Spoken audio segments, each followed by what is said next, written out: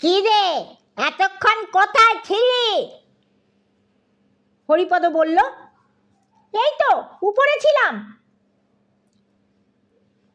তবে আমরা এত চেঁচাচ্ছিলাম, তুই জবাব দিচ্ছিলি না যে? হরিপদ মাথা চুলকাতে চুলকাতে বলল, আগে জল খাচ্ছিলাম কি না? শুধু জল না কিছু স্থলে ছিল? হরিপদ শুনে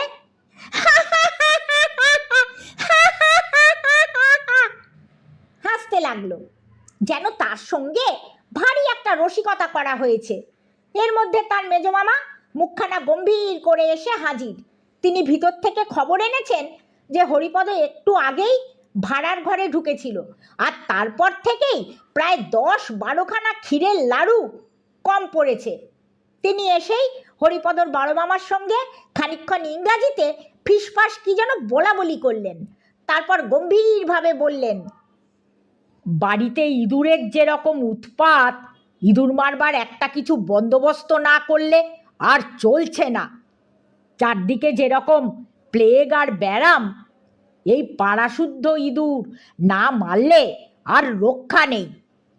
বড় মামা বললেন, হ্যাঁ, তার ব্যবস্থা করা হয়েছে।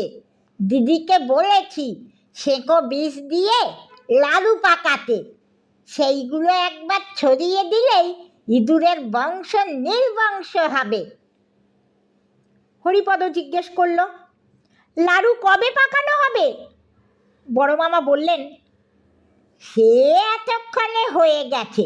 সকালেই টেপিকে দেখছিলাম এক থালা ক্ষীর নিয়ে দিদির সঙ্গে লাড়ু পাকাতে বসেছে।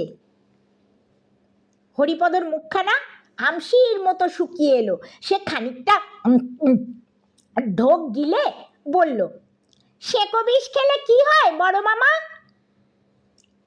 হবে আবার কি, ইঁদুরগুলো মারা পড়ে, এই হয়। আর যদি মানুষ এই লাড়ু খেয়ে ফেলে? তা একটু আধটু যদি খেয়ে ফেলে তো নাও মরতে পারে। গলা জ্বলবে, মাথা ঘুরবে, বমি হবে, হয়তো হাত পা খিঁচবে।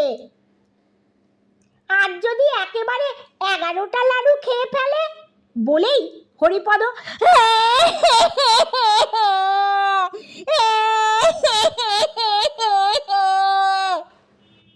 ভ্যাঁ করে কেঁদে ফেলল।